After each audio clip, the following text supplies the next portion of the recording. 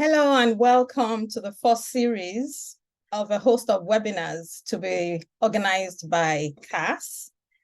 I hope your semester has been off to a great start, and if you're starting your reading week next week, good for you. If not, well, hold on a bit and you will get there. Regardless, I do hope that everyone can find time to unwind this weekend, even if it means walking a little bit. My name is Wumi Ashubiarodada. I'm a lawyer, a feminist, and a PhD candidate, completing my PhD at the Center for Criminology and Social Legal Studies at the University of Toronto. So my role today is to moderate the conversation. So let me call on the CAAS president, Professor Grace Adeniyi-Ogunyakin, to welcome you and introduce the webinar series.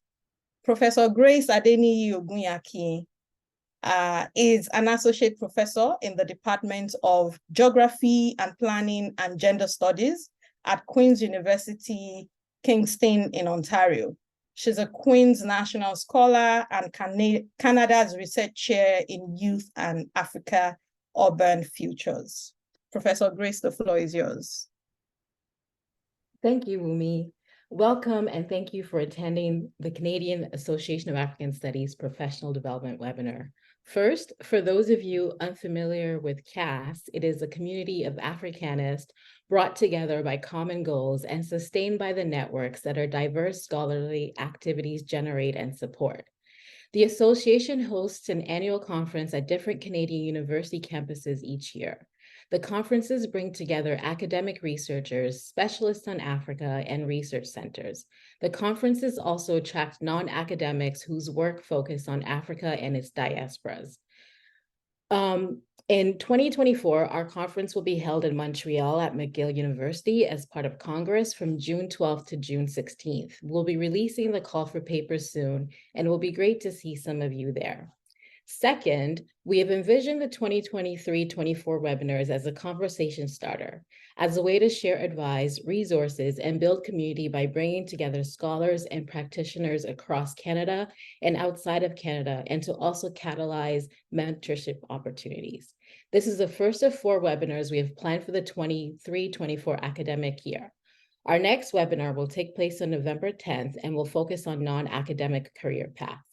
In the winter, the webinars we have planned are 1, from manuscript to publication, featuring editors from 4 journals, and the second one is leadership in academia.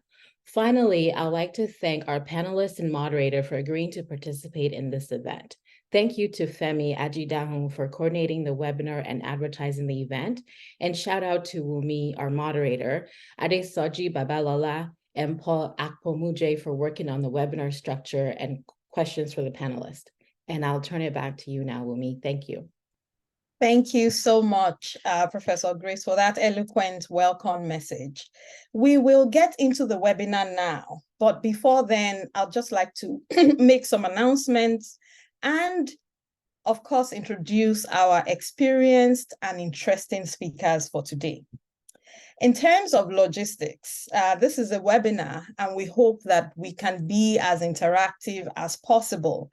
Therefore, please make use of the comment section and, more importantly, the Q&A box. I would recommend that you also post questions as we go along the way so that you do not forget. I would also invite the speakers to visit the Q&A section when they're not speaking to answer some of the questions that have been posed there by typing their responses in there. But we will definitely have time for Q&A, but would like to have the questions ongoing so that we can spend more time listening to experiences and insights. I will soon introduce the speakers and then invite each speaker to share their experiences of the last year of PhD, transitioning from PhD to professor or postdoc, navigating the job market, and building an academic brand, etc., etc. Each speaker will have an initial 10 minutes, and then we would move into the Q&A session, where participants can share their reflections as well and also ask questions. Feel free to please direct your questions at a particular speaker, all the speakers, and or even you can personalize your questions. It is a safe space for everyone. In that regard, please feel free to use the emotions buttons somewhere there to give a high five, laugh, thumbs up, or any emoticon that is respectful and appreciative. Today, we are honored to have 5 distinguished and experienced scholars who have gone through what you are going through now, or they've recently gone through it. I would like to introduce them one after the other. The first is Professor Osien Jasso, who is an assistant professor in the Department of Sociology and Anthropology at Concordia University. As a transnational feminist scholar, her work explores non-Western and gendered responses to developmentalist discourses and global processes. Her current research investigates contemporary feminist movements and discourses in South Africa, where she's joining us from today. Thank you so much. The African continent is also part of where our work is based, and the African diaspora. Her work was published in Gender, Place, and Culture, Signs, the Journal of Women in Culture and Society, Agenda, Antopia, and also the Canadian Journal of Cultural Studies. In partnership with the University of Ghana, she leads a CAAS project titled Gender Equality and the Decolonization of Knowledge, Transitional Collaboration between West Africa and Canada. You are very welcome today. My next introduction is Professor Emmanuel Chweme, who is an assistant professor at Toronto Metropolitan University. Dr. Emmanuel is a trained social geographer who identifies as a mixed method theoretically informed social scientist. His area of research interest include immigrant integration, social networks, transnationalism, and among others. His primary research focuses on the role of personal networks in the integration process of immigrants, specifically African immigrants in Canada. He is currently investigating wisdom development and networks among immigrants, as well as issues of food insecurity among Blacks in Toronto. I love every mention of food. Welcome, Professor Emmanuel. Professor Rose Ndenge is a Cameroonian historian, social politician, assistant professor in the Department of History at Glendon York University, and she's involved in several feminist organizations. She teaches Black feminisms and African studies from a critical perspective. Her work has been published in several academic journals like the Journal of Women History, and she has a collective book titled Black French Women and the Struggle for Equality, 1848 to 2016. Welcome, Professor Rose. Next up, I would like to introduce Professor Ibironke Odumosu Ayanu, who is a professor at the College of Law, University of Saskatchewan. She was a sessional lecturer at the University of British Columbia, where she earned a PhD in law. She's a barrister and solicitor of the Supreme Court of Nigeria. Professor Odumosu Ayanu has received several research grants, and her research has been published in various leading journals. And she has mentored several graduate students who now work in chosen careers, including faculty positions. Thank you for coming, Professor Ibironke. Professor Zuberu Wai is a professor of political science. I will be introducing him now. He's a professor of political science and global development studies, and the author of Epistemologies of African Conflicts, Violence, Evolutionism, and the War in Sierra Leone, which was published in 2012. He has won, the book won an award in 2013, and he recently co-edited Recentering Africa in International Relations, beyond lack, peripherality, and failure. His research takes up epistemological questions regarding the nature, conditions, and limits of disciplinary knowledge and practices in international relations, development studies, conflict and security studies, and of course, African studies. So we'll move straight into hearing the experiences now. We welcome all the panelists, and I'd like to start with Professor Osian. Could you please have the floor to share your experience with us? Thank you. Thank you so much, Wumi. I got some notes so that I would not ramble and go over my time. So I graduated with a PhD in Global Social Cultural Studies at Florida International University in 2016. And even though I am a sociologist, I was also trained in anthropology and to a lesser extent in geography. I also specialize in women and gender studies and African diaspora studies. And I am mentioning all of this because I was very intentional about building an interdisciplinary profile. And I believe that it helped me actually considerably on the job market. So one of my advice for our audience preparing to go on the job market is to carefully craft a plan of action that will work for you. So for me, I started by asking myself some questions such as, what would be your dream position? Who are the people that you look up to and what did they achieve in their career? But also more existential questions such as, what do you like to spend most of your time doing? Or what are you prepared to sacrifice or not for the sake of your career? And once I had answers to those questions, I went out and interviewed a few of my professors, including my 2 supervisors, who then became my mentors. And I started gathering their stories and experiences. Now, armed with this knowledge of oneself and other, I was able to make a few decisions before what you guys called the great exit, so exiting the PhD, right? For example, one of the decisions that I made that has, proven quite influential is when publishing, I prioritized the quality of the journals I was sending my articles to instead of the quantity of article written while I was still doing my PhD.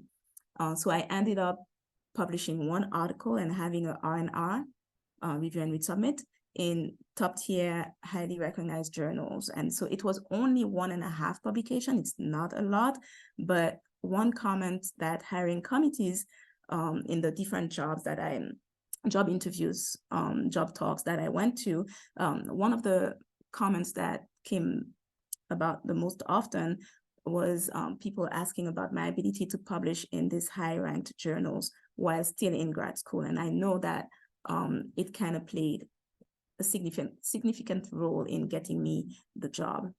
So publishing early while I was doing my PhD also meant that I had advanced working papers to present at conferences. And so I applied to 2 conferences a year in the US.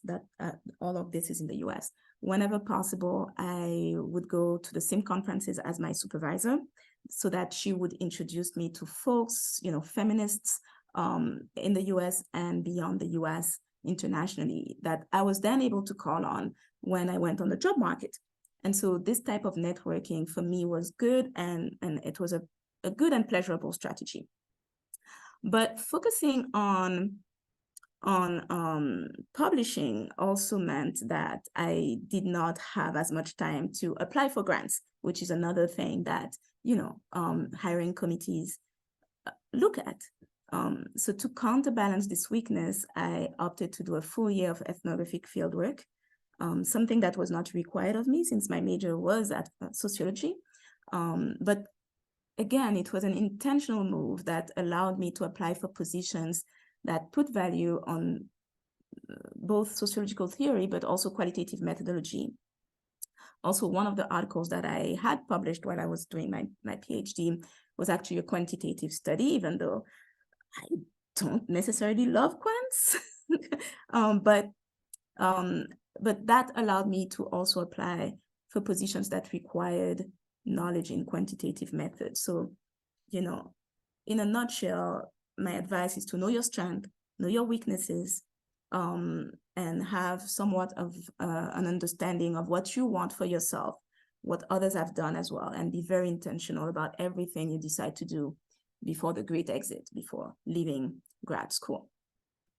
Now, one of the things after I got my, while I was getting ready to exit the PhD program, one of the things that I was very sure, because I remember I told you that I asked myself, what was I willing to sacrifice? I didn't want to sacrifice was the well-being of my young son. My son was 2 years old at the time. He was 7 years old when I graduated. And so when he was 5 years old, I basically uprooted him from his life in Miami to follow me while I was doing fieldwork in South Africa for a year. And he loved it. And to this day, it's one of the best memories that he has. But I was not willing to move him from city to city as I was chasing the all elusive tenure track job. So I made a decision that worked for myself, for me, not to apply for postdocs outside of Miami, which obviously considerably limited my options for postdocs. And to tell you a joke, one night, one of my supervisors called me. I had not told him that I was not applying for postdocs, but my other supervisor, my other mentor had actually called him, and he called me at 10 p.m. at my house and said, "Ocean." I said, "Yes." "Rochelle told me that you're not applying for postdocs. Are you mad?" And I just had to make a decision for what was best for my life. And that's why I was telling you guys that you need to know what you're willing to do and what you're not willing to do. So instead of postdocs, what I decided to do was to take teaching positions as an adjunct in my own department. So I had already made sure that I had a bit of a publishing record, so that was okay. But I had no teaching experience other than being a TA, which, you may know, sometimes they don't give you an opportunity to teach.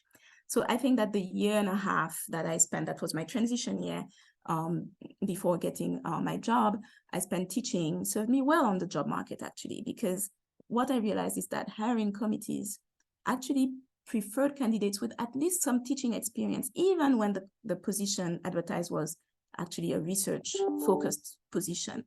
And so teaching in this transition time allowed me to realize that, first of all, I love teaching, which is a good thing if you're going to do this for the rest of your life, right? And what my unique voice and teaching style was.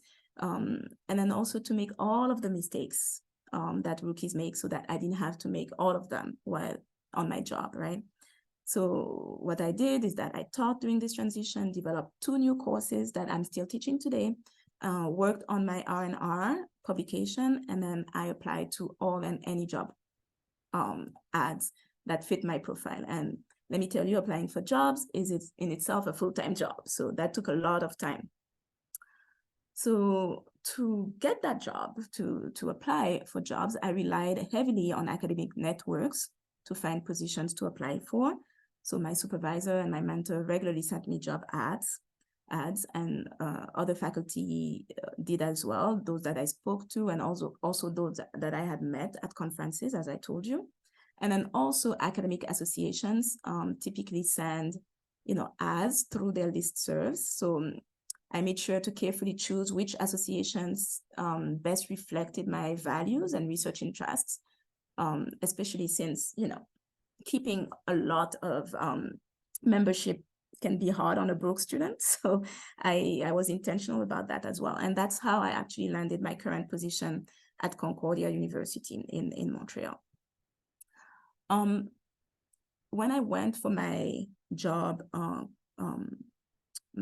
job talk at Concordia, I can say that I was definitely a good fit for my department. I had studied the department before, and I was hired in 2018 as a sociologist in gender studies. But I really think that what worked to my advantage is the fact that my training in critical race studies and Black studies meant that I was bringing to the department an intersectional perspective that it was sorely lacking. And My transnational research, bridging Africa and its diaspora, extended the research portfolio within the department as well. Another thing is that my training in ethnographic methods was also important, since I was to join the Department of Sociology and Anthropology. And although I was hired for a research position, Concordia happens to give almost equal importance to teaching. So my transition year to teaching also was beneficial. So, but what I did is that I did not let my CV talk for itself, right? I actively demonstrated this fit during my interview, during my job talk. And so my advice for the audience today is to know the department that you may potentially join in and out when you have been asked for a campus interview, a job talk, right? So I memorized the names of the faculty in my department, tried to memorize their faces so I would not, although I think I mixed one, but that's okay. I read each faculty's most recent article and familiarize myself with their research interest as well. So I could I could speak to what they do, what they research. I also researched other centers and associations that would be a good fit for me within Concordia, so outside of the department.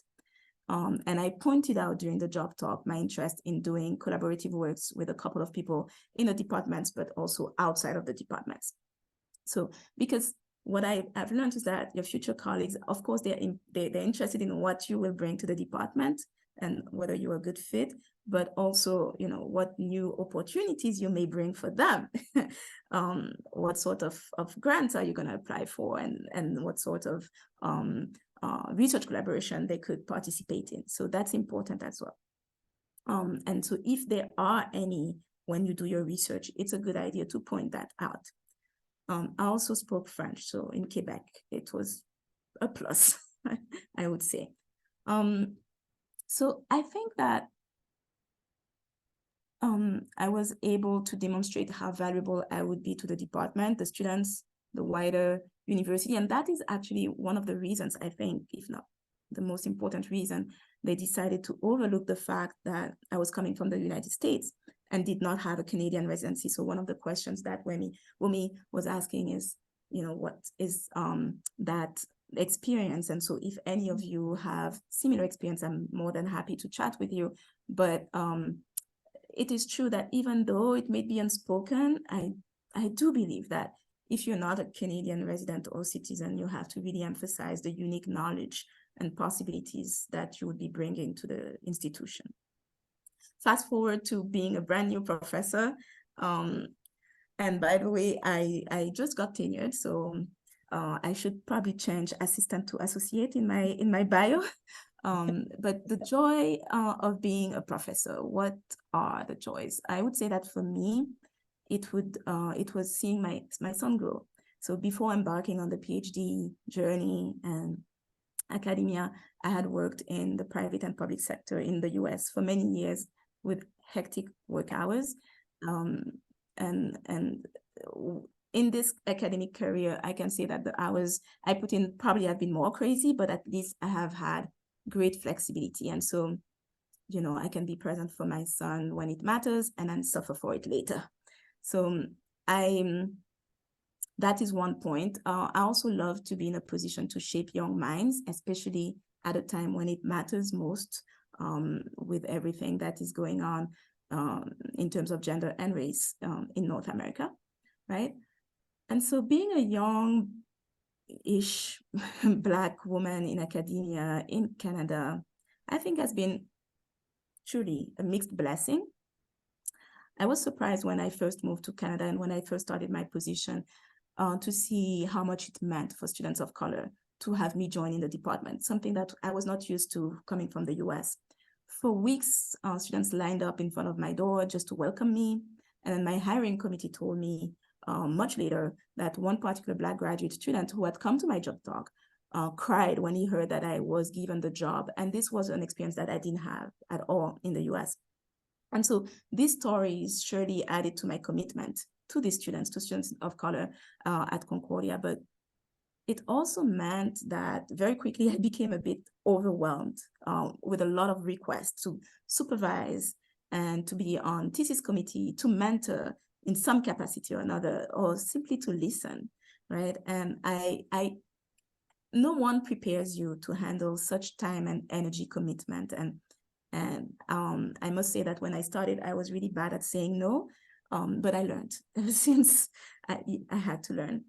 I started my new position in 2018, and then 2 years later, George Floyd was killed, and institutions all across North America had to reckon with institutional racism and make, for once sometimes, meaningful changes. And so even though I was supposed to be protected from service work while, untenured, at that time, I was actually solicited on all sides as one of the few Black faculty at Concordia to take part, even sometimes to lead the university's anti-Black racism efforts. And even though that work was important and meaningful to me, any Black activist would tell you that it is draining, even more so during a global pandemic. And it did take a toll, I think, mentally and physically, that you cannot underestimate, sorry. So these days, to kind of wrap up, I'm committed to a better work-life balance. I learned to say no. As I heard on Instagram, no is a full sentence. It didn't come easy, but it's very necessary. And I've never been more intentional about the things that I say yes to. And when I say yes to, I go all out. And so I also let my students know that I'm going to take 24 to 48 hours to respond to them unless it is of extreme importance, because everybody thinks that what they need is the most important thing, but not everything can be done all at once. So it can be a full-time job also answering every email and meeting everybody's expectations. Instead, what I chose to do, and I think that if it's a good advice for any of you for the future, is that I protected at least one day of the week, usually on Fridays, at all costs, to write. Otherwise, what you end up doing is not write. For a whole semester, you do not write. And answering emails do not get you tenure because you need to publish. So what I did is that I started a little group with 2 colleagues from the US that ended up being my friends, actually. And we write every Friday, the whole day, from 10 to 6 p.m. And we use the Pomodoro technique. And so it has worked surprisingly well. We've been very productive, even during crazy semesters. Yes, so quite productive. And so other things that I do to maintain that life-work balance, I do mindfulness meditation. I try to spend time in nature when it's not too cold in Canada. I prioritize time to play and be creative. It's important to me.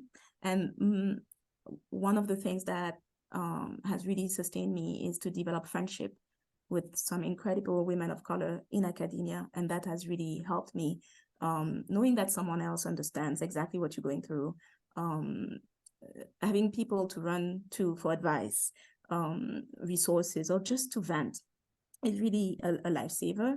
And it has really prevented me from getting too overwhelmed, even though it comes with the job. You can never you cannot not be overwhelmed. But when it happens, I remind myself that one by one, everything that matters will get done, and that all will be well. And so I leave you with those words. Thank you. Thank you so much. That was so powerful.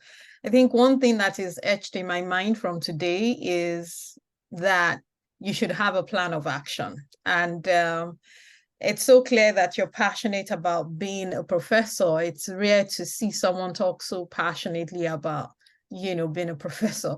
Okay, so let's move on to Professor Emmanuel. You have the floor, please. Thank you.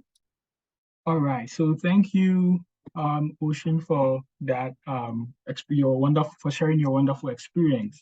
I think someone has said that for academics, one of our benefits of the job is to be able to give back. So I'm happy to be here to be able to share my experience with with everyone here. So for me, I completed at a time. I would say I completed at a terrible time. I completed in 2020. So yeah, we know 2020, everything that was happening. So I'm used to this kind of interaction because everything was defense and everything also over the virtual space on the screens and seeing everybody like I'm seeing and being nervous in my own corner and waiting to hear back from the committee and everything. So yeah, that is a bit of my story in terms of getting out or finishing my PhD. So 2020, this and exactly like 20, I think it was December 20th, 2022 as well. So yeah, it was kind of interesting with all that. Yeah, so that is by way of how I ended. I think in the last 2 years or in the last year, prior to finishing my PhD, I've been doing the things I've been doing. I think I've been doing them right from first year, second year, trying to get some publications done, try to attend conferences, and then also seeing what is out there on the job market, and also taking the steps to apply for the job. So prior to finishing, I had applied for a sessional position in one of the schools in Canada. I was able to get the interview, but I didn't get a job, which is a blessing in disguise. So no complaints there, but at least it gave me an experience. It meant that at least I had a competitive CV and somebody was willing to take the shot on me. So that was very good for me. So I would advise that if you're about to finish in the last year, you probably want to put your foot out there, start applying. But with respect to that, you should also make sure that there are certain things on your CV that will help you to be able to apply. One of them is also, I think Oshin mentioned it, getting some form of teaching. So for our department, we are fortunate enough to be able to be given, there are certain courses that are reserved for PhDs in their final year. So I was able to teach that before prior to completion. So that was also very helpful. You could also look for sessional opportunities in other schools, but then you make sure that those sessional opportunities are within your area of expertise. And I think that will also go a long way to help you. But one of the things you have to be clear about is you need to decide on what parameters of the search that you are interested in. So what jobs are you looking for? What positions do you want to go into? Which places do you want to teach?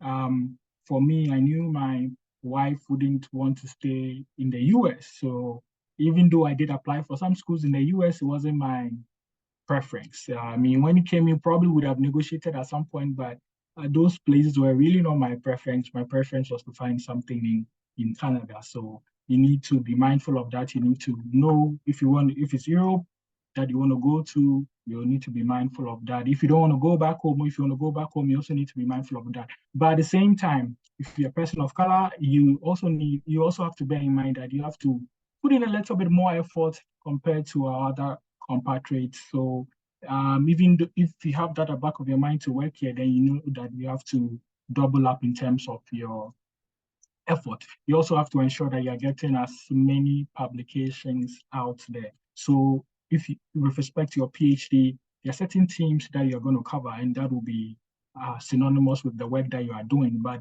try to also ensure that you are doing some research that is thematically different from what your PhD covers. So if you have the opportunity to do something a little bit different from your main research interest or your PhD, that will also go a long way to help you. And I think for me, also open up a bit of opportunity for me. So you try your best to do that. And even also I think Wushin also mentioned that in terms of getting additional skill sets, that is also very important. So taking up certain quantitative skill sets or certain qualitative skill sets in addition to what it is that you know. So even if it's now too, there's a lot of emphasis on data visualization with respect to research. So if you also want to take up some of those skill sets, there are free webinars, there are other paid webinars so that you can learn some of these visualization techniques. I think that will also go a long way to help you. And I believe if you are in a very collegial department where there's opportunity to collaborate with other PhD students, please do that so you can have your names on, like I said, but make sure you're contributing to the paper, even if it's just the method section you're going to write, the background, the discussion session, at least do something with respect to that. So you never know where that might also land you as well. So that is something you need to be mindful of. In terms of the when I realized that I'd finished, I don't think there's really any time to catch your breath. It's going. Really, no time to catch your breath in that regard. But I think one thing I want to mention is that for if you happen to be maybe in your second year or your third year and you have been super productive, or even if you're in your final year and you've been super productive and you put in an application and then you get an interview and they are willing to take you or they are willing to give you the job, you have to be mindful of your exit strategy. So would you be willing to put in more work to be able to finish on time before they give you? Some places may be willing to hire you on as an acting assistant professor. Others may not wait. So you need to be mindful of that, right? And in doing that, I will also say that if you have the luxury of time, try to do things as when you can, so that you don't have to be rushing when something like that also comes. So if you've been able to do your analysis on time, if you are within your the stipulated allotted time for you, just try to make sure that you are building on your progress incrementally so that you don't have to be rushing at the end of the day. One thing I think I also did, even though I was also applying for academic job because I've always harbored the desire to go into academia, but I'm also mindful of the fact that academic jobs are kind of scarce. So I was also trying with one eye, I was trying to look at other non-academic jobs. And I think some of in recent times, the other non-academic jobs, they are still within academia, but not TT positions. But that could also if you apply for those ones, could maybe also land you back in academia. So things like research coordinators, there are a lot of openings these days in most schools. Someone will say, why would I be advising someone on that in that direction? I think that gives you the opportunity to still use a lot of the skill sets. You'll be evaluating proposals and stuff like that. And then it's a 9-to-5 job. You might find time to stop and then go back to your own research. So that is why I think something like that, if you have a desire to still do TT jobs, at the end of the day, you should probably something of that nature, a job of that nature could definitely help you come back into academia sometime along the line. But make sure that you don't do it for so long that after a while it becomes difficult for you to come back into it. So in terms of the transition, I was able to land a postdoc after my PhD. So like I said, I did finish December. The postdoc was starting in January. So right away, I moved into the postdoc. The postdoc, I believe, gives you opportunity to do further research, right? So definitely, if you have the opportunity to do it, please go for it. And some postdocs also give you the opportunity to be able to teach. So if you get that opportunity to take it, but you have to be careful of not falling into what they call the sessional trap. Sometimes you get these sessional positions and you'll be teaching, and you become limited in terms of research. So be quite mindful of that. Nobody, like Ocean was saying, nobody has got a job where they did more teaching. So if you've taught 10 courses, and then you have only one publication, and someone has 10 publications and has taught only one course, the person of 10 publications is likely to get a job as compared to you that has taught 10 courses. So be mindful of that. And I can say more about this because I've come off the back of being part of a hiring committee not too long. We just hired two people in July. So at least I can speak to that as well. And so I think for PhD, the opportunities there, it gives you helps you to expand your network, provides new collaborations for you. It gives you, there's also mechanics of learning other new skill with respect to that. And I think in my own regard, I moved from geography to sociology. So that was a nice way for me to be able to acquire new skills along the way with respect to that. I think so. In terms of the grade fine, I think one of the things here is you definitely want to ensure that you are going on the right job boards to find a job of your interest. You are speaking to people, just like Oshina had also mentioned. And like I said, research is predominantly the main thing that you want to do. But when it comes to the job, when it comes to applying for the job, you have to make sure that the job aligns with your interest, what it is that you are interested in. Be honest in your cover letter. Don't say things that you cannot do. If you are a qualitative researcher, don't say you are quantitative.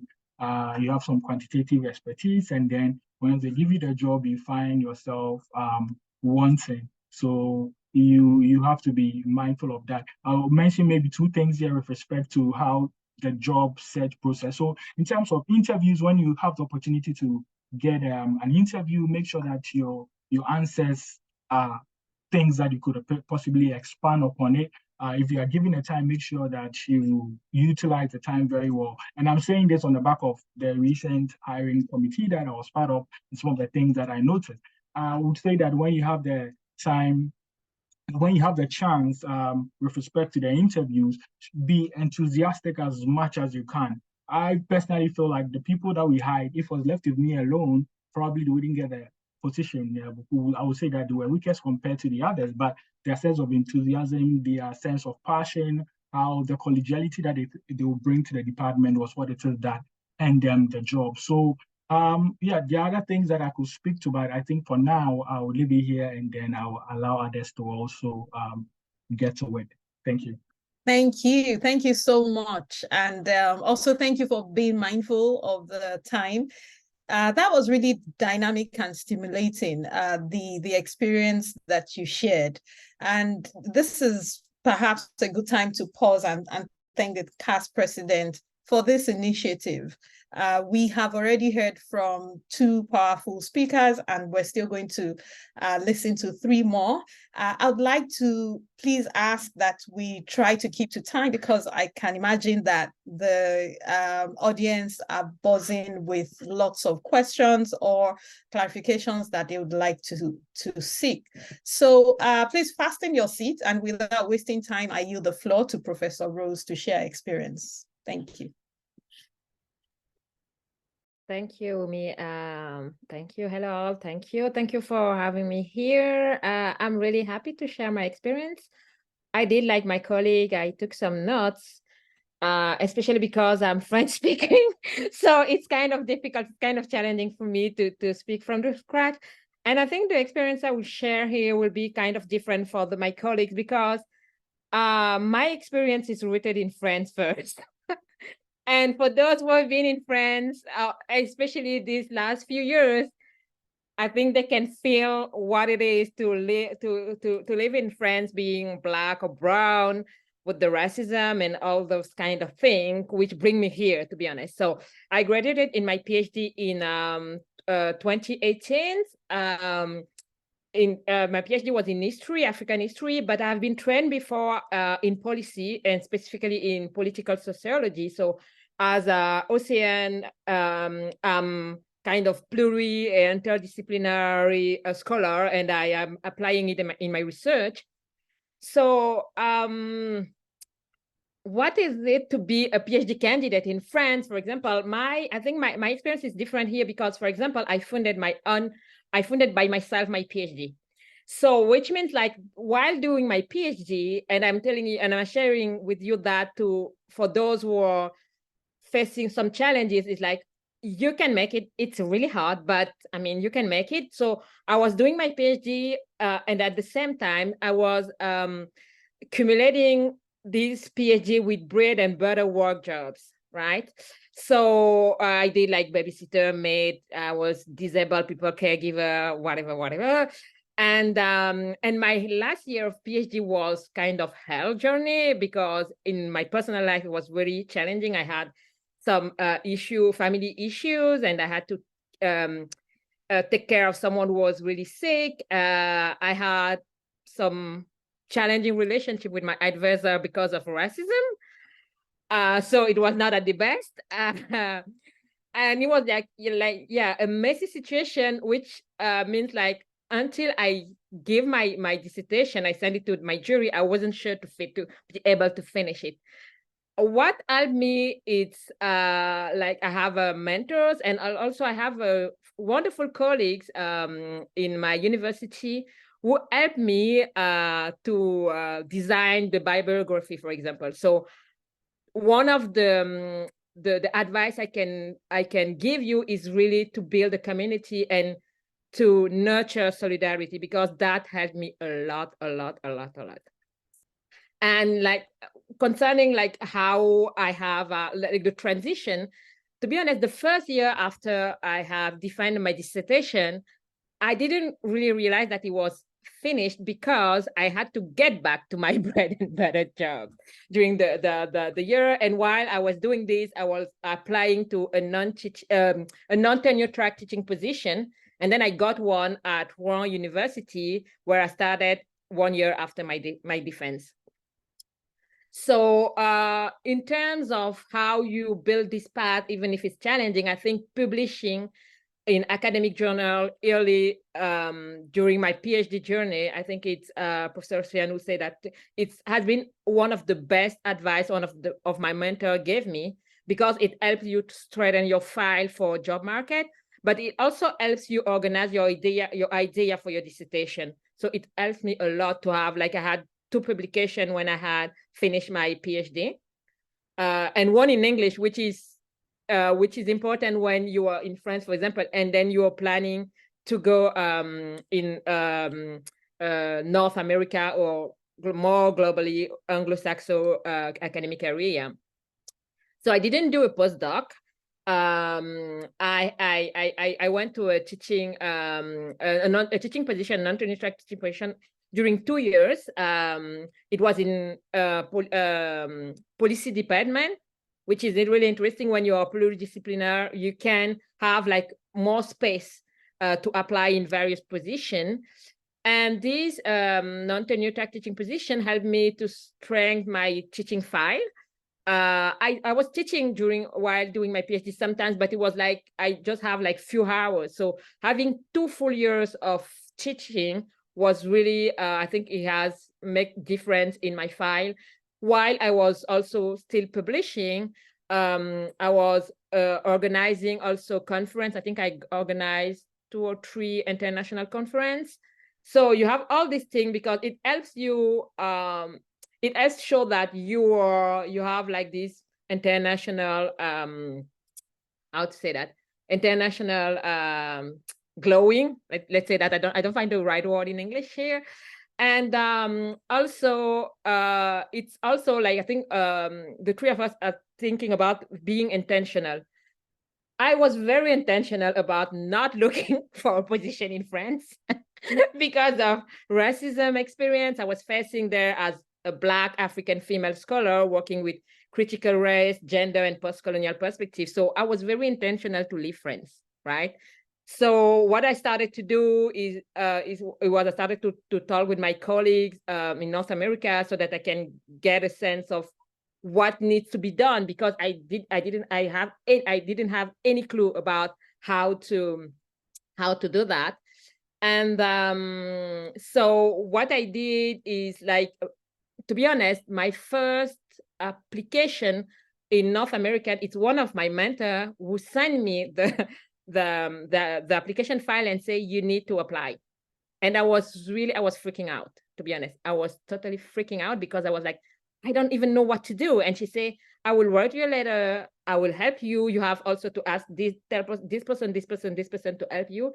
And then I kind of built a community of mentors surrounding me. And what they did is, like, they really helped me and support me by reviewing my file, making it fit to North American way of thinking. Like, for example, here you have to say how your work is tremendous, how you're amazing, all this kind of thing. In France, you don't do that, because that means you don't have any humility. You're doing that in France, and you are Black or brown, they will just cancel you, right? But here, so you know what? To be honest, basically what I did is, like, I did my file. They sent me some sample. I did my file and then I sent it back to them, and they were like, "This is not how you do it." And then they rewrite a lot of things. And then when I read back my thing, I was like, yeah, I want to hire this person too. So it was really, I discovered how tremendous, how amazing I was in the eyes of my mentor. It was really, it also kind of helps you when you are during this path where you kind of, sometimes you lose confidence, but seeing this kind of thing make you feel confident again that you can have, and it was my first application in job market in North America. I need to say that too. And so the advice I got and I stick to was to not to apply to all the position. I think Ocean referred to that too, but to stick to my area of expertise, was Black feminism, African studies, post-colonial studies. And the thing is, I've been on the job market after George Floyd murder. So there was a window of opportunity with job on Black studies, Black feminism, and this kind of thing. This helped me having a pool, an interesting pool of position I could apply. So yeah, what can I say again? Like about visa issue, what happened for me was, like, as a Francophone coming in English speaking province here, York used an administrative exemption who is dedicated to attract Francophones in English province. And but to be able to do that, you have, as Ocean started, to show that you have some specificity in your expertise, right? So this is how it works for me. And yeah, I have a question about being brand new professor. What I like about like being a new professor, especially in North America for now, is like most of my students are Black and brown. That's cool. And I like, you know, see student minds start changing, enjoying a participative class. That's what I'm trying to build in my class, where knowledge is co-built, where I can teach and student can learn, but with fun. We have a lot of fun. And I think time's up, right, Umi? Yeah, and for the thing, like all the question about like how you manage your time and all this kind of thing, I don't have an answer yet. I'm still struggling. And I'm still struggling to say no. So I cannot be a best advisor for you in this question. But I think to finish, I will just say it's really important to build a community. And as a newcomer in Canada, this also has helped me because I came here without a family, just by myself. And I managed to build a community here with some colleagues who become friends and family. So I think building community is really something you need to do. Thank you. And that's such a wonderful way to end your experience, because I was going to repeat that you need a mentor, you need to build a community. Drum rolls for you, drum roll for you, Professor Rose. Time is not our friend today, so let us move very swiftly to Professor Ronke. The floor is yours, ma'am. Thank you very much.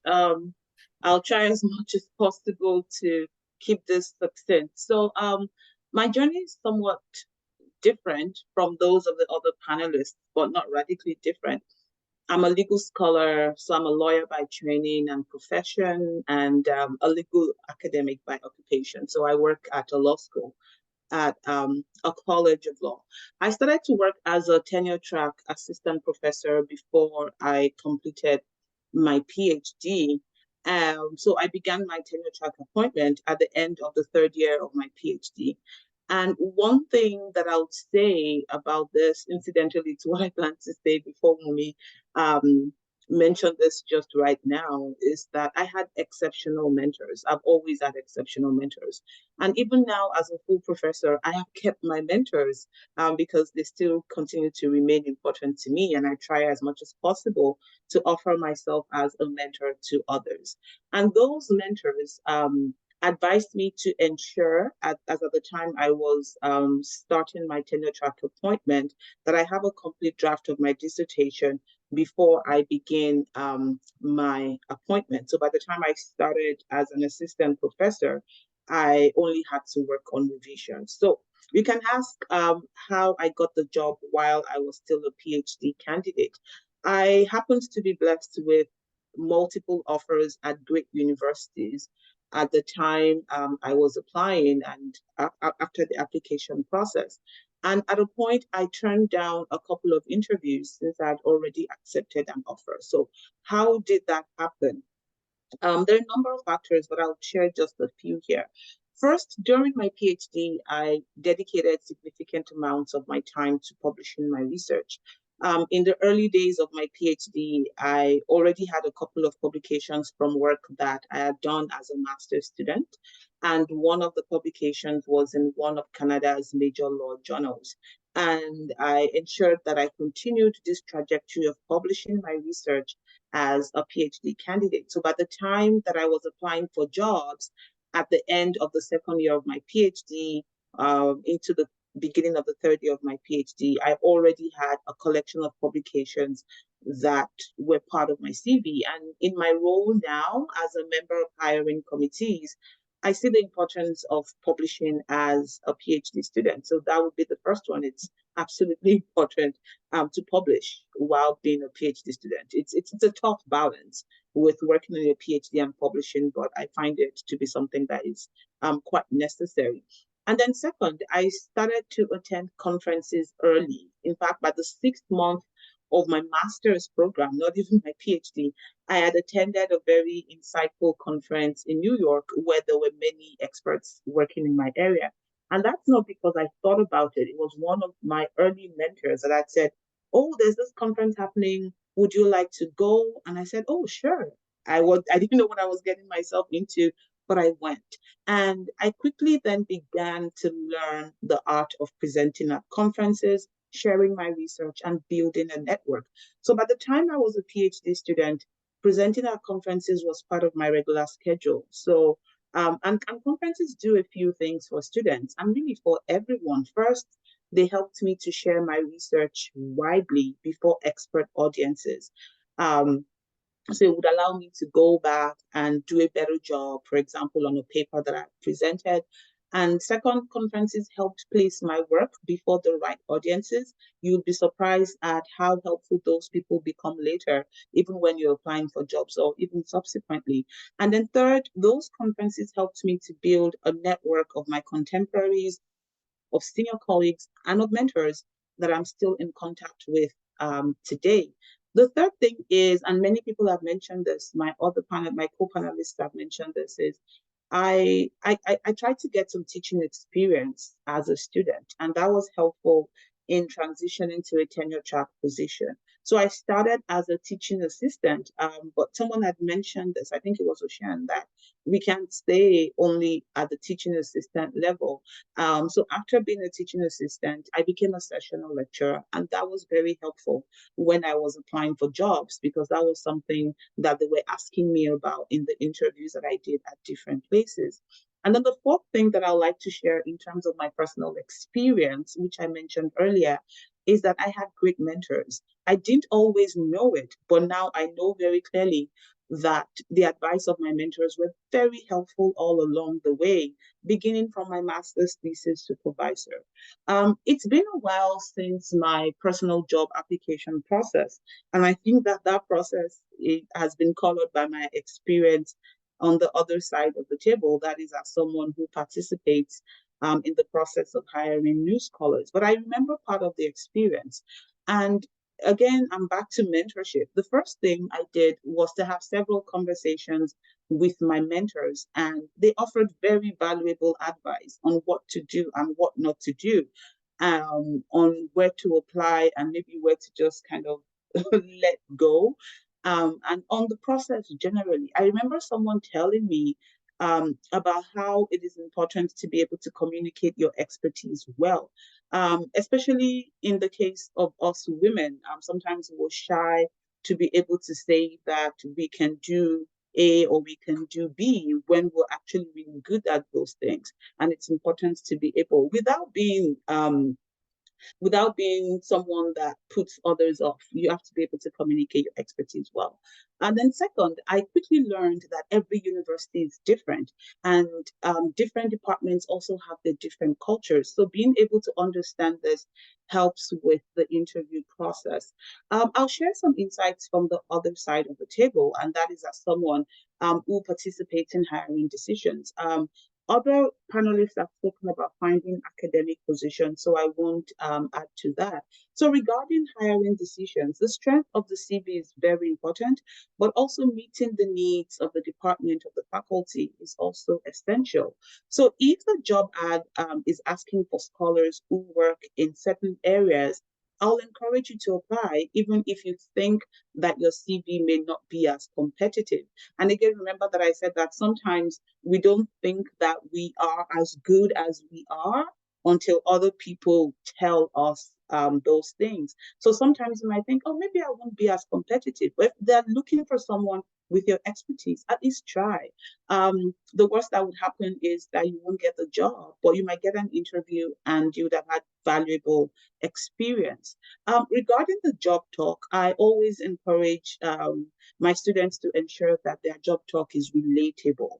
And what do I mean by that? Faculty need to be able to connect with your work.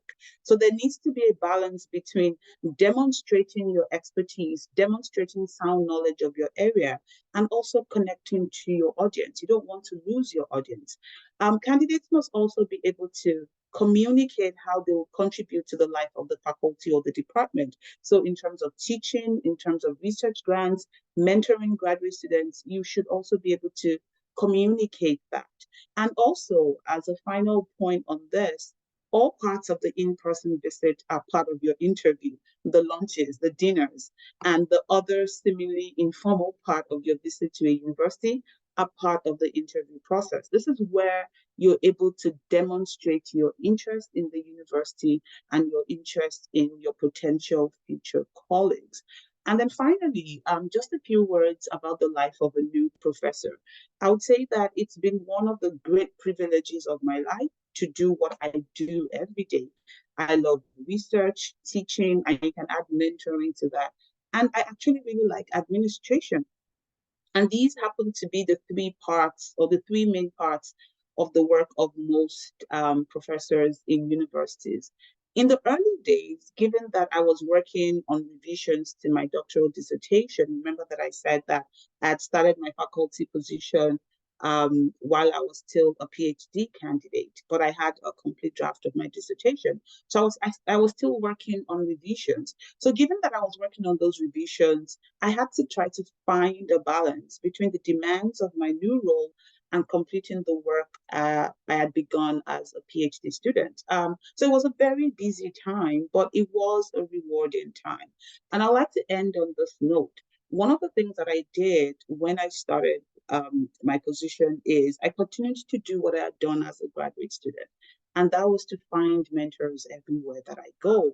And even today, I still lean on those mentors. I still ask them questions. So I would say find good mentors and keep them.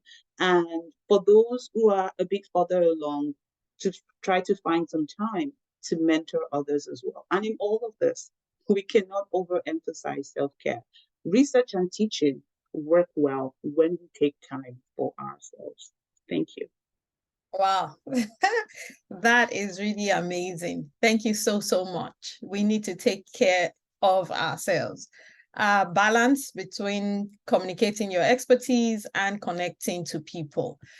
I know that I can see the Q&A section already has questions, and I would encourage speakers to go into there as well.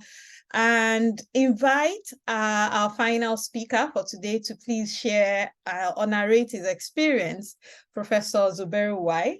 The floor is yours. Thank you very much.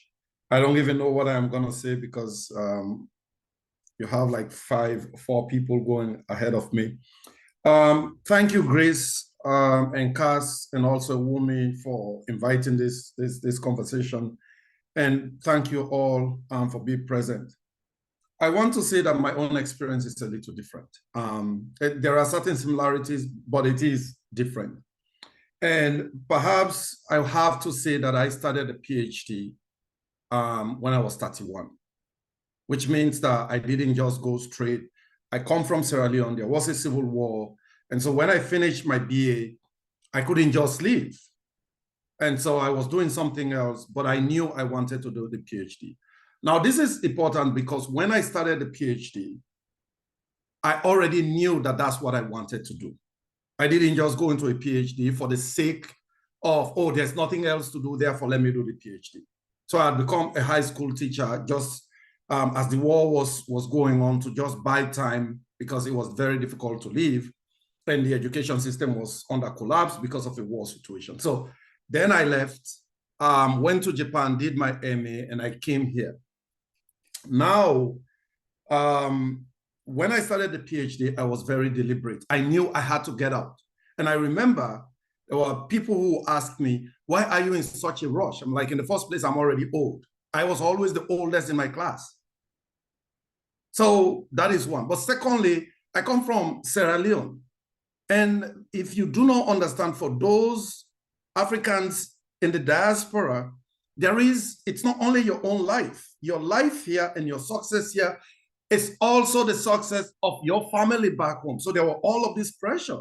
Even when I was a student, I had to send money back home. I remember York University had to give me money, a 10,000 bursary, because they were like, if we don't give him money, he probably will not be able to complete. That is because instead of paying fees, like my mom would call me and say, there is a problem. So I had to take care of that. So doing the PhD for me then, there was a speed, and people would ask me, why do you want to complete? I'm like, I should have completed yesterday. But when I started, I already knew what I wanted to do. So I was also, because I was the oldest and I had the experience and I knew what I wanted to do, I was the first that completed in my cohort. So the thing that happened, and my supervisor, and I have to say this, when you start the PhD, don't go for the big name. Because this is also some of the mistakes that people do. We go for the big names, but sometimes the big names are egos, big egos, and they want to reproduce themselves. You are lucky if you find a big name academic who is established, who wants to help you and does not want to clone you. So what you should look for is care, the person who actually takes interest in your work, that is able to provide the mentorship that you need. That I remember my younger brother died when I was preparing for my qualifying exam. At York University, you had to write, it's not a comprehensive, it's a qualifying exam. You actually had to sit an exam. You go to the room, you sit there for 6 hours and answer questions like you do an ordinary exam. When I was preparing for that, my younger brother died. And then at some point, I didn't want to focus on that death. And so I was just going on doing my, preparing for the exam, writing the proposal and all of this. And then I had a panic attack. So again, this question of taking care of yourself. I had a panic attack. I didn't want to grieve, but now I was forced to grieve. I called my supervisor at 7 a.m. in the morning, and she picked up. And what she told me was, I have been observing you not wanting to deal with the grief. And so now you are, I was like, I'm having a heart attack. She's like, no, I don't think you're having a heart attack, but go to the doctors first. However, I have been watching you killing yourself because you don't want to deal with grief. And so now you are breaking down. Take some time off. The reason why I'm recalling this, because you need somebody that you could call in the middle of the night and say, I'm dying. And they are there for you. I'm not saying that you literally have to call them in the middle of the night. But this was my relationship with my supervisor. There was a time when I would write and give her chapters, and I'm expecting that she will shred them. And it's like, oh, this is great. I was like, I'll get frustrated. I was like, but then after the defense, I was like, well, maybe it was great.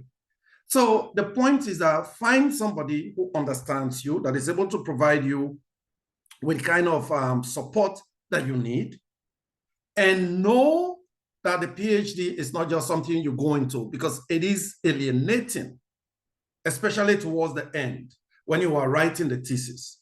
What do I mean by alienating? In the first place, nobody is really interested necessarily in your work. You know it better than everybody else.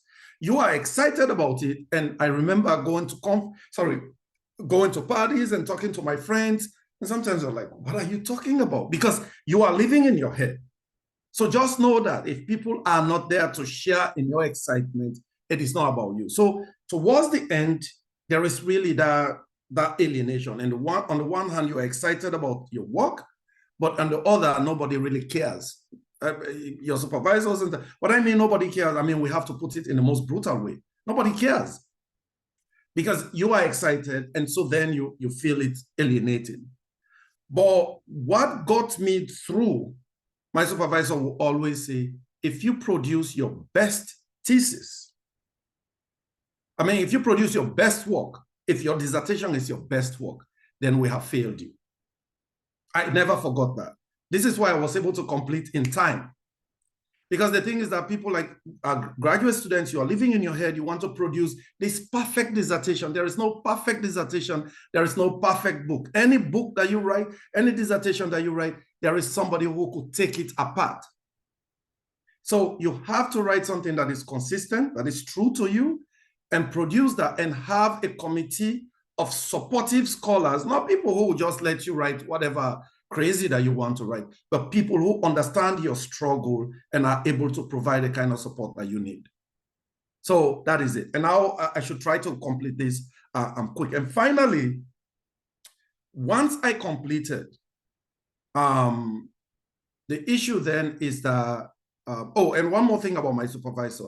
So there was somebody that she was supervising and the process defense. So she had invited me to come to the defense and say, because you are next, come see how it is done. I went to the Viva and the external examiner antagonized this candidate. It was crazy, like the most nightmarish experience you could imagine, because she read the candidate's research as if, okay, I have 2 minutes. She read the candidate's research as if it is an attack on her position. And so this was a nightmare. When we were leaving the room, my supervisor grabbed me by the hand and said, you are next. We are not going to let this happen to you. And these are experiences that I have. And finally, when I got a job in 4 months. Partially because I already knew what I wanted, but also my supervisor helped, like in terms of actually like framing or crafting the cover letter. The point is that because I was in a rush, and I normally would tell people I came from Sierra Leone. I left everything that I know behind. Do you think that I have preference of really where I want to live? This is key. And so I went to Thunder Bay, and I have never been a careerist. There are people who are really interested in wanting to have a career. I never was that. I just want a job. I want to survive. I'm not saying that you take the bare minimum, but that was, for me, that's what it was. But the work that I was doing, even when I was at Thunder Bay, I didn't know it was that great until University of Toronto came for me and said, you have to come here. So that tells you, again, the thing is that sometimes just publish. You don't have to cross all of the T's and dot all of the I's. Just publish, put your work out there. My grandma will say, don't stop smiling because you don't know who is falling in love with your smile. So just put out your work. But absolutely, as a graduate student, especially if you are an advanced PhD candidate, you have to publish. The one publication that I had as a graduate student was published in Africa Development. And that was the one publication that really, with the teaching and all of that. And finally, sorry, one last thing. And I think Ocean mentioned this, and I cannot stress this enough. You cannot do a PhD in African studies. Again, this is not to say African studies, I'm not knocking it down, but you have to broaden your area. You already are doing research on Africa. If you are from Africa, or you already are doing research, that's African studies. So I don't do research, don't do a PhD in African studies. So for me, I have a first degree in history, a second degree in international relations. In my PhD, I had to choose international relations and comparative politics. But my research was on conflicts in West Africa.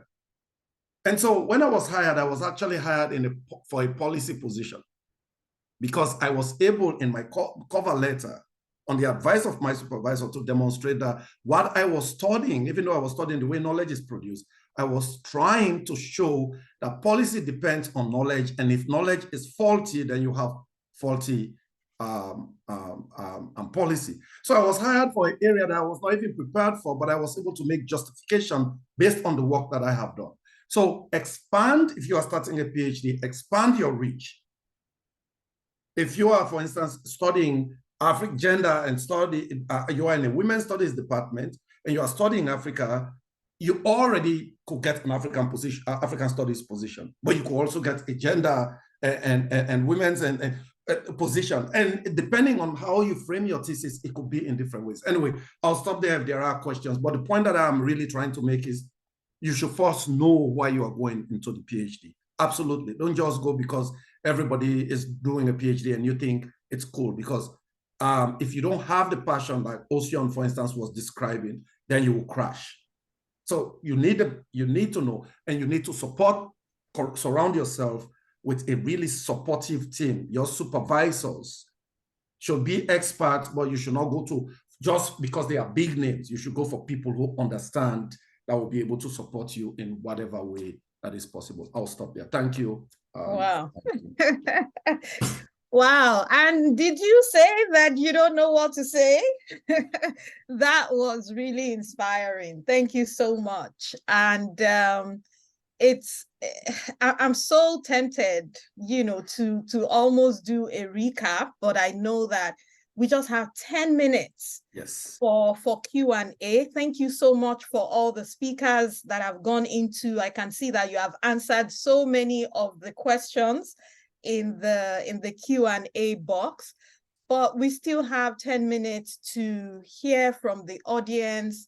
If there's any burning question, particularly a question that has not been answered, could you please raise your hand so that you would be allowed to unmute so you can ask your question. Again, you can direct your question at any of the speakers or all the speakers, and we will try to take, I think we can take about maybe 5 questions before we go. I almost feel that Professor Grace has a question that she wants to ask, or like a comment.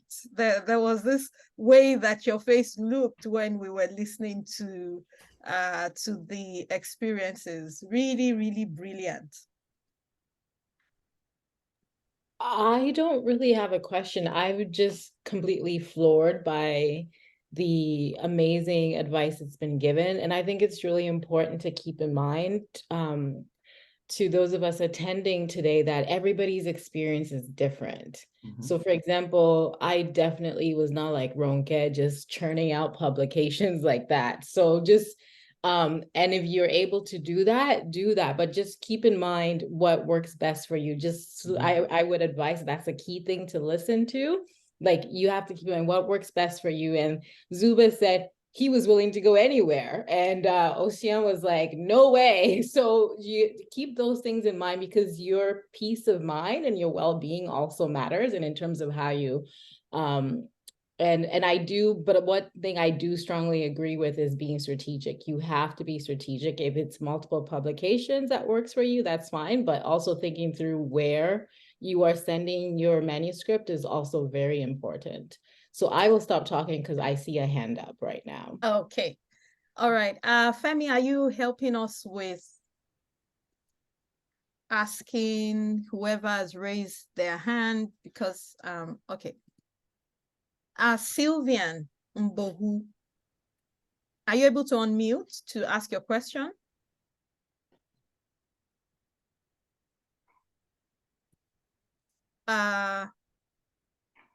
They have to let them in first. The moderator should let them in. Oh, okay, yeah.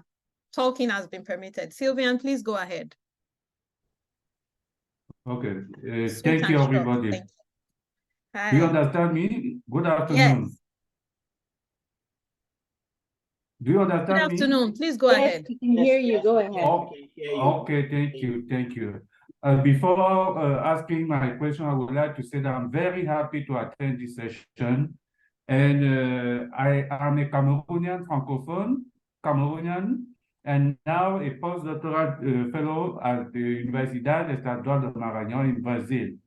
So my question is concerning how can Francophone researchers do to obtain a job in North America where the main language used at the university level or a researcher environment is English. Okay. All right. Thank you so much. I'm sure that Professor Rose Rose Genge Ndenge, will help me.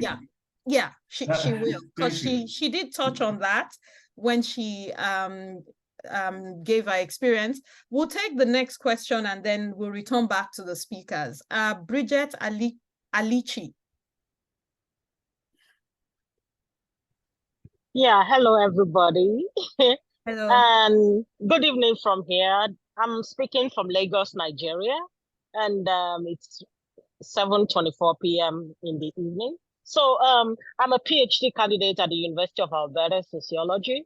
I'm particularly impressed by what the organizers and the speakers did today, because this is very helpful for scholars of color who sometimes in a different environment try to struggle through the murky waters and try to find their feet. So this is very impressive, and I've learned a thing or two to add to the ideas I've been getting from mentors and other supporters. But my question today is directed to Professor Ibironke and Professor, I can't remember.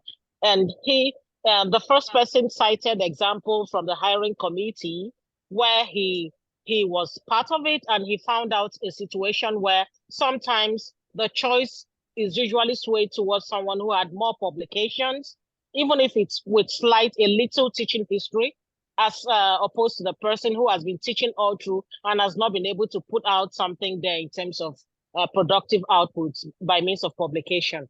I wanted to know if those are only the core of the focus by hiring committees, publications. And then the second question goes to Dr. Ibironke, who also mentioned something about starting a position after turning in his her final draft.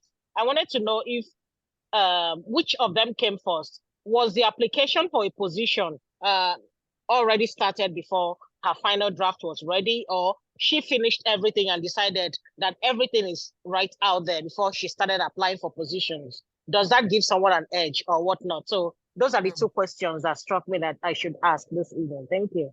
Okay, all right. Thank you so much. I'll yield the floor first to Professor and then get to respond to Sylvian, and then we can take Professor Emmanuel and then Professor Ronke in that order. Thank you. Thank you, Umi. Yeah, you can definitely have a position in North America. I'm not the only Francophone. There is a lot of Francophone, but you need to show that your English is good enough to teach. Like, for example, Canada is specific because, for example, in my position, I'm teaching in French and in English. I have started teaching in French first. So Canada is kind of, I would say, yeah, if Canada can be like, if you are Francophone, like the top one, because you can find position in French only, or you can find position in both, and they are more like open about like speaking French. But yeah, I mean, if you are reading in English, you are about to write at some point. Yeah, you can. I would advise you to apply in North America.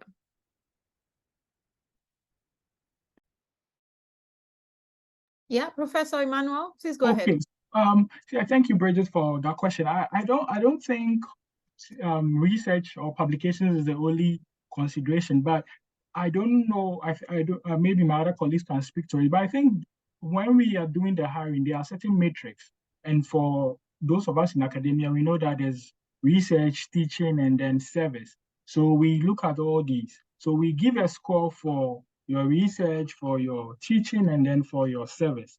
But then I think there's more emphasis on the research component for in most places, unless of course the school is a teaching university. So in the US, there are a lot of liberal arts colleges where the focus is on teaching. I believe you can definitely go apply to those places and then get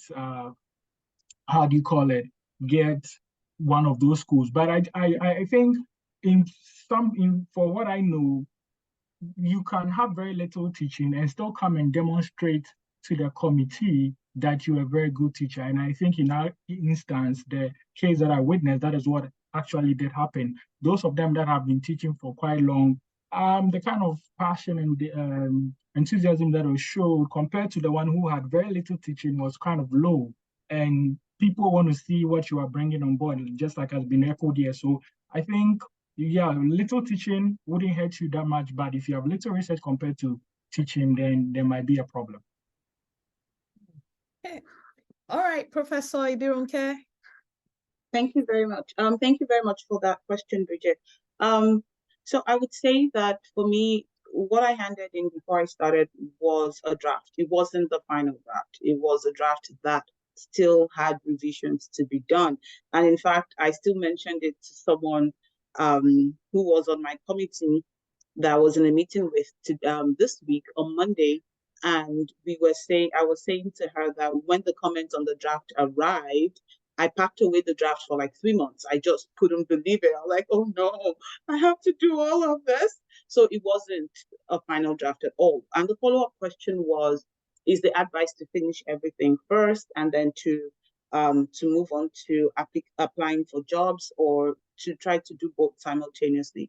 I would say that things are discipline specific, and that's why I appreciate what Grace had said. So what works for everybody, and then of course what also works in your discipline. In my discipline, you can start a job without having a PhD.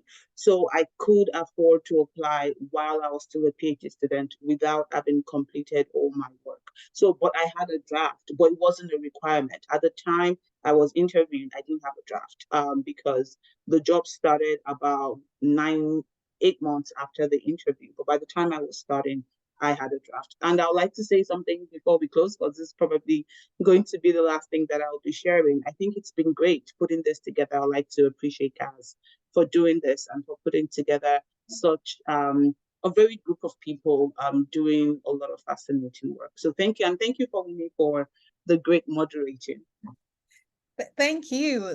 It really has been interesting. We will take one more question, and I see that Professor Grace's hand is up. I think we can go a bit over the minute. I would like to say that, you know, moving this forward, CAAS needs to critically think about setting up like a mentoring scheme, because I can feel the pulse of the audience, you know, like there's been so much talk about mentoring, and so setting up a mentoring scheme will very much benefit everyone. And there is a request in the chat, Professor Rose, for your contact, I think by the student from Alberta or something. Okay, all right. So Femi, are you telling us who the question is from? And I'll yield the floor to Professor Grace, and then we'll take the question after you, Professor. I just wanted to quickly jump on what was being said about teaching earlier. I went into the market with absolutely no teaching experience other than TA-ship, but I think there are ways that you can frame your story. So one of the things I did a good job of tracking while I was a TA are emails that came from my students, cards that they gave me. So when I was working on my teaching dossier, when submitting it, I could put that information there. And because I had fears about no teaching experience, I also spent some time dreaming up a syllabus that was relevant to the various jobs I was applying to. So for example, when I applied to Penn State, I came up with a syllabus. I mean, it took more time, but I could also let them see that I had a particular way of thinking about my pedagogy, how I would teach the course. So I think you can also tell a story. So yes, you haven't taught a course, but you know how you would be able to teach a course. And knowing your pedagogy and your approach to teaching is really important. More so, teaching is more than just being in the classroom. So I had ways to also talk about what I've done, whether it's workshops or how I engage with the public. It's about being able to communicate, right? And so I think if you don't have that teaching experience, or different ways to frame that. Same thing with research. I didn't have a lot of publication, and I know it's really competitive right now. But another thing is being able to tell the story of your promise as a scholar. This is what I'm going to do. This is what I intend to do, and collaborate. So I think, I mean, it's difficult because we all have, like, we're all coming from various life experiences. Some of us may have children, so all these things, but there are ways that you can spin your story. And I think, like it's already been stressed earlier, having mentorship. So having someone who can mentor you to help develop your story is also really good. So that's just what I wanted to add on to that. Thank you. Thank you so much. So we'll take Professor Zuberu, I see your hand up. We will go take a round with all the speakers for that one last, nugget of wisdom. Gloria Lamte, you have the floor. Very quickly, thank you. Hi, thank you to Dr. Ndenge and all the panelists. I just have a quick question about teaching. Almost all the professors speaking have emphasized on the need to teach at least in the last 2 or 3 years of your PhD, as being greatly influencing one's chances of securing a teaching position. I guess my question is, how do you navigate that experience alongside researching and writing the thesis? Because I've had some mentors caution their students about teaching influencing the pace at which they write their thesis and mostly delaying them. So I would be grateful to have the experiences of these great panelists on how they have navigated those challenges and advice as to how we can go about it. Thank you. All right, thank you so much. And so just to ensure that we're staying within time, I will please like us to go in this order.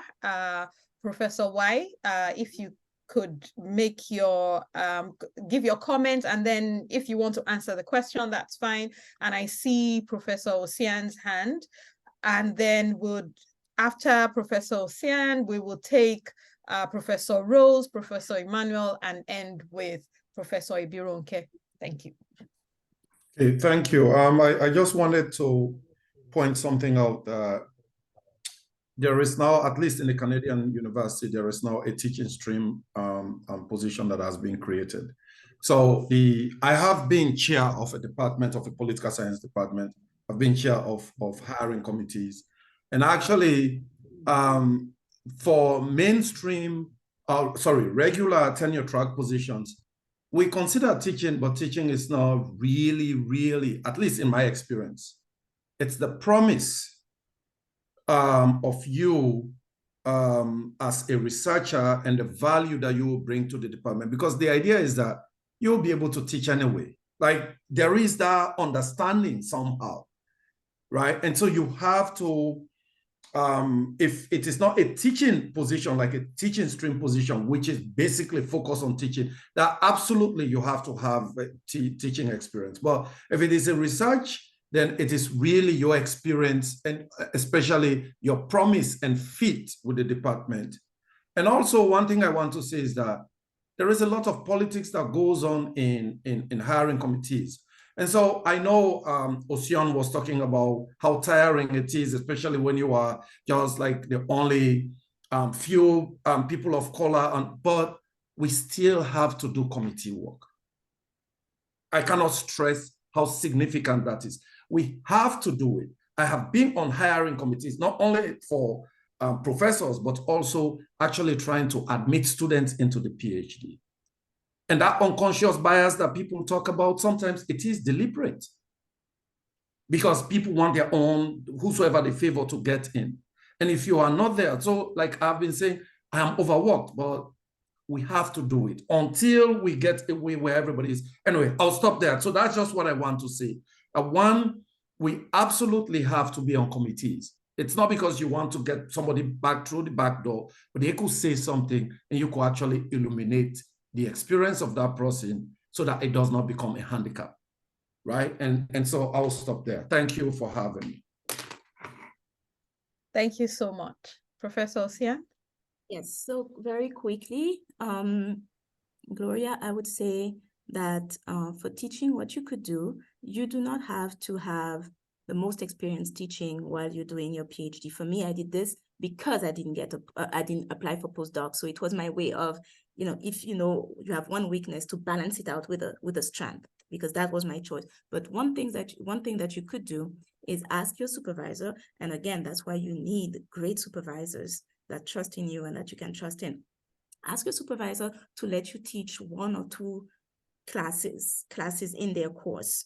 My supervisors did that to me, and then encourage the students to give me, unofficial recommendations and emails, and so I got all this that I was able to put in my teaching dossier, right? So even if you don't have a course of your own, just try to ask for one class here and there on a subject that is relevant to your research and that you can do a good job in, and then ask for student feedback as recommendation and put that in your teaching dossier. So that's my advice. Thank you. Professor Rose?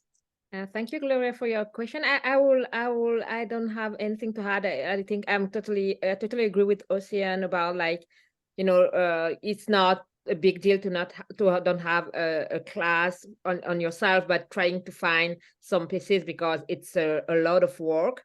And yeah, I think you should find a way to manage it. Like, for example, in France, we don't have like the evaluation of student, and then I create a way to make my student make me an evaluation. So there is always a way to to make it out, to make it works.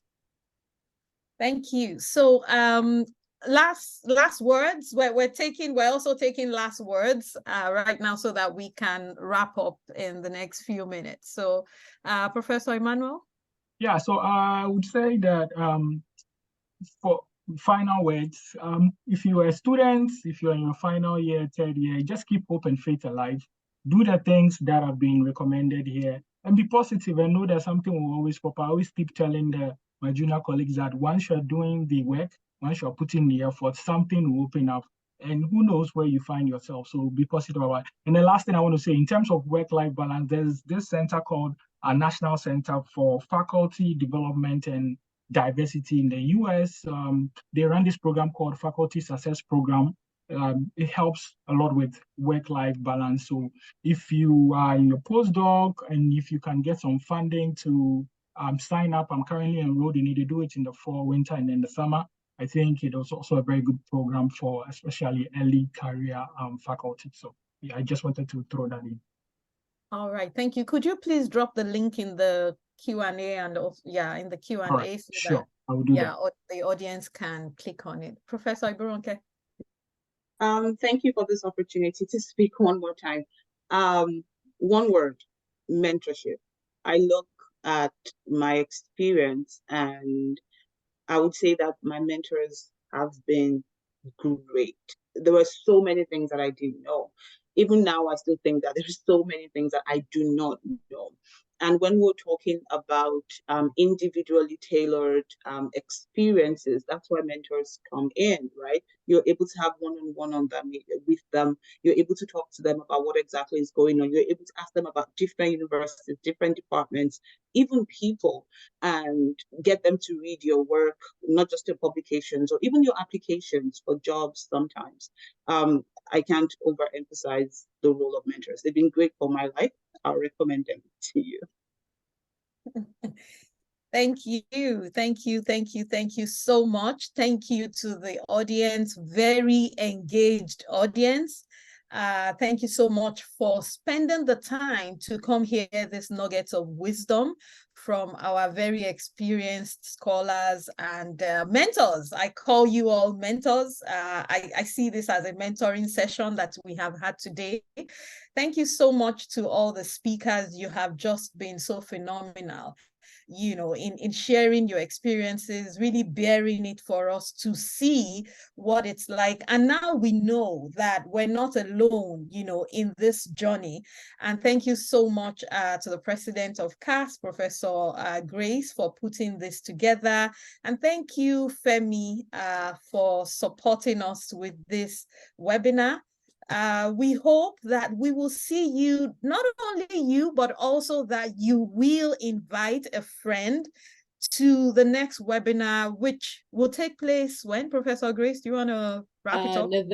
November 10th, 12 p.m. to 1:30 p.m. Eastern time. Okay. And it's on non-academic career paths.